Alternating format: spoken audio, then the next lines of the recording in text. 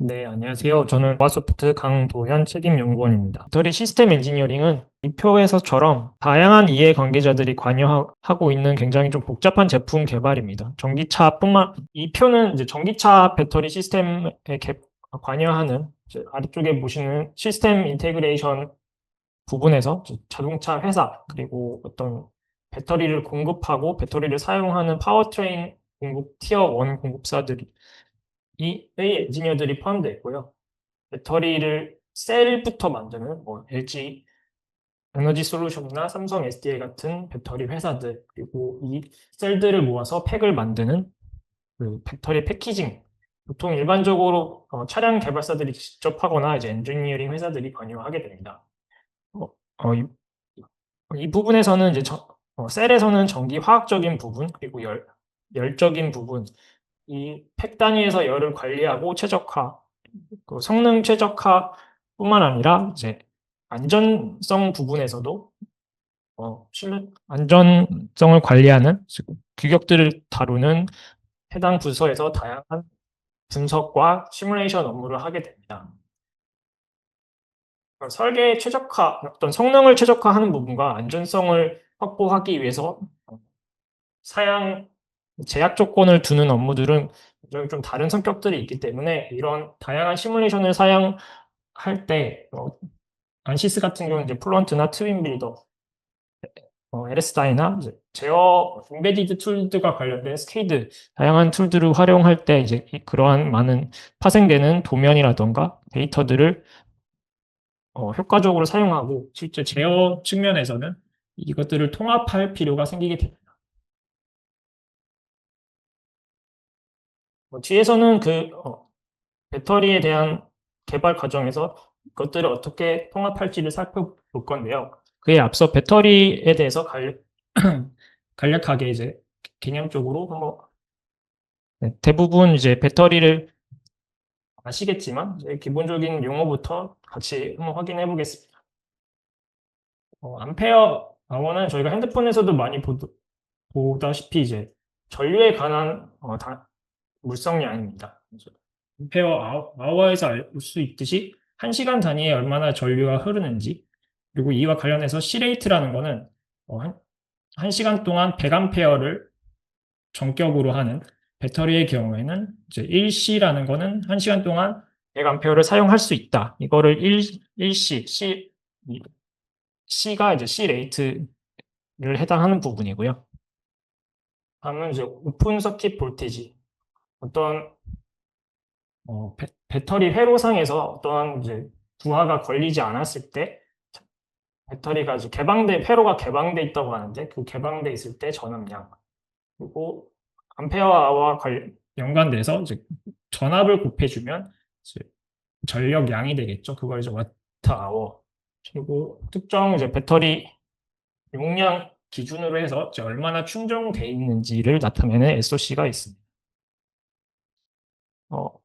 이제 더 복잡한 것들이 있는데 이 배터리를 설계하는 측면에서 자주 사용하는 용어들이 있네요. 회로적인 측면에서 이것들을 물리량을 다루는데 가장 기본적인 거는 저희가 가장 많이 쓰는 화학적인 배터리는 화학적인 방법에 의해서 전하라고 하는 이제 Q를 쌓는 형태가 됩니다. 전하의 시간 내 이동량이 이제 전류가 되다 보니까 이제 Q에서부터 하나씩 생각을 해보면 이런 전류, 그리고 그 전류들이 어떠한 세기로 높이로 걸리느냐, 전압에 관련된 내용이고, 그 전압과 전류가 곱해진 즉 에너지, 화학적인 에너지가 전기로 변환돼서 전기 에너지를 공급하는 게 배터리의 기본적인 역할입니다. 아래쪽에 보시는 이제 핸드폰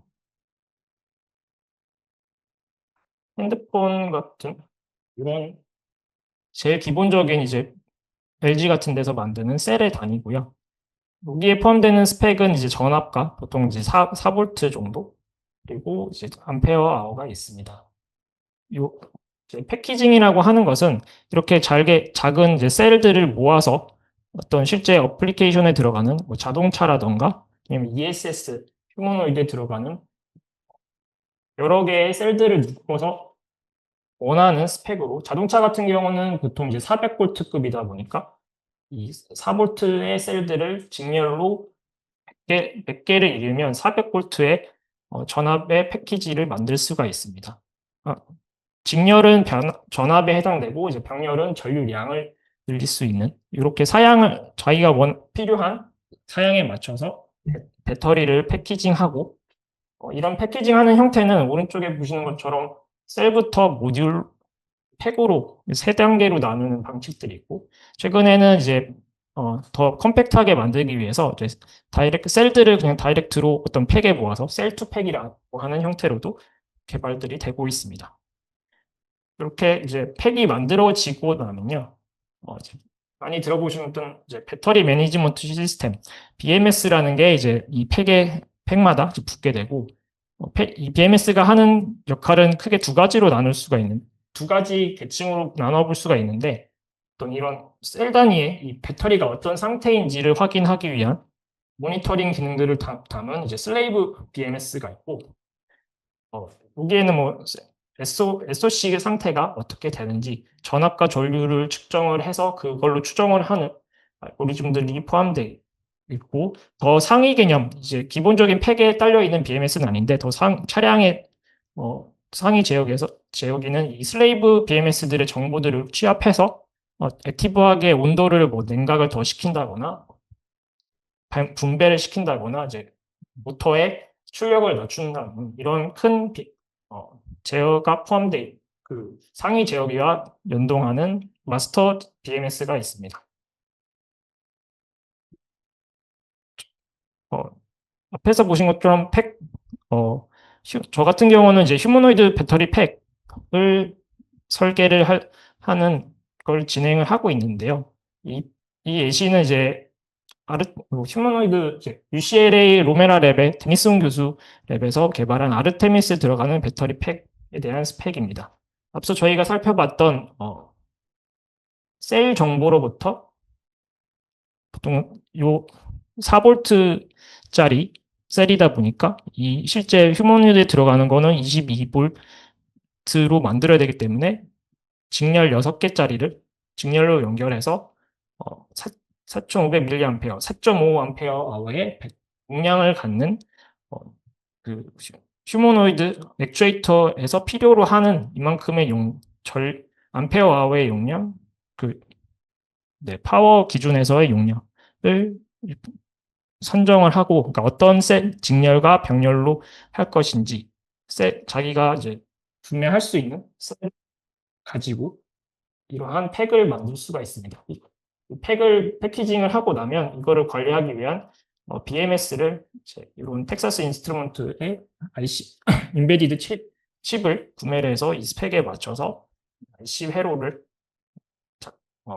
설계를 하고 모듈을 만들어서 적용을 하게 됩니다.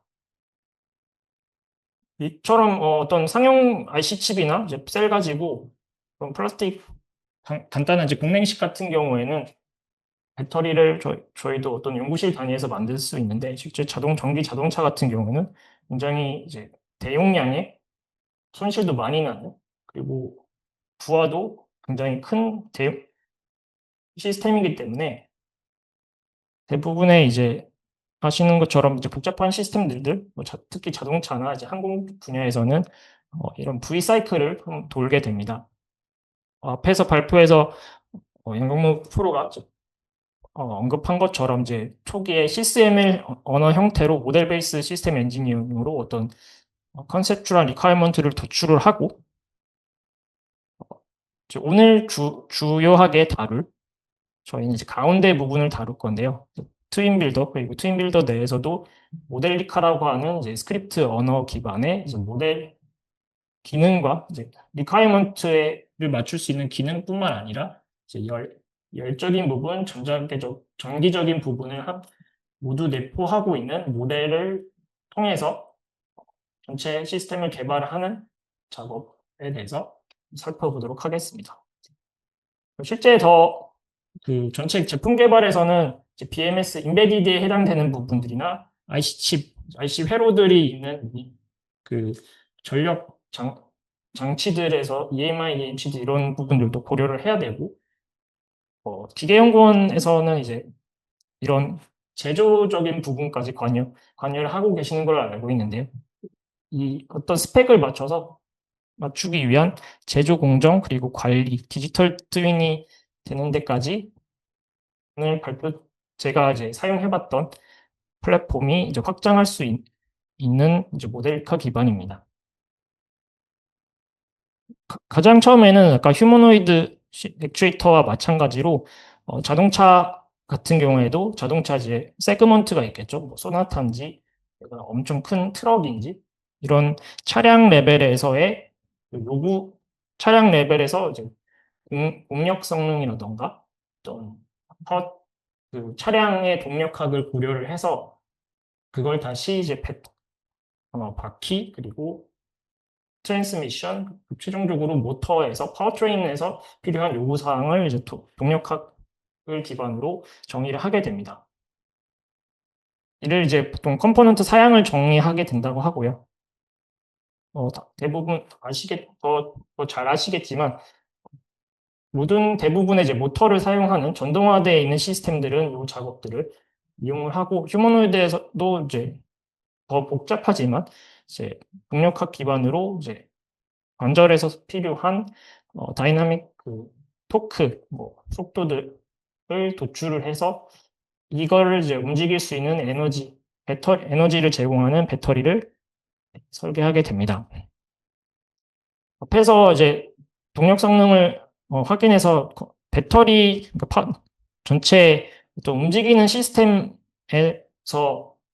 필요한 출력 같은 경우 출력이 정해지고 정확한 어떤 사이징이라던가 이런 부분들 그리고 그 출력을 낼 때 열이 얼마나 나고 그걸 어떻게 냉각을 시켜야 되는지 부분은 굉장히 초기 단계에서는 모호합니다. 형상적인 부분도 물론 모호하지만 이제 모든 전기 제품들은 손실이라는 걸 가지고 그거를 특정 성능을 내기 위해서는 열을 냉각을 해줘야 됩니다.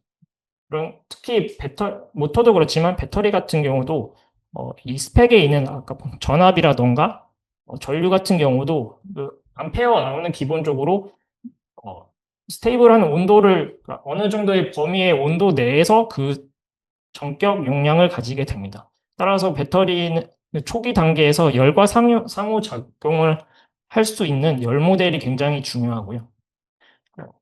이 열 모델과 전기가 상호작용을 할 수 있는 모델을 이용한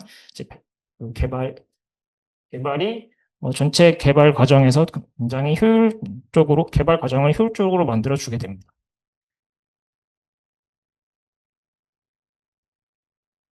초기 단계에서 낮은 피델리티의 시스템 모델을 사용하고 저희가 그 V사이클에서 최종적인 BMS 개발 그리고 어떤 수명을 관리하는 기능들 그리고 냉각 시스템을 설계를 할 때 실제 설계자들이 고해상도의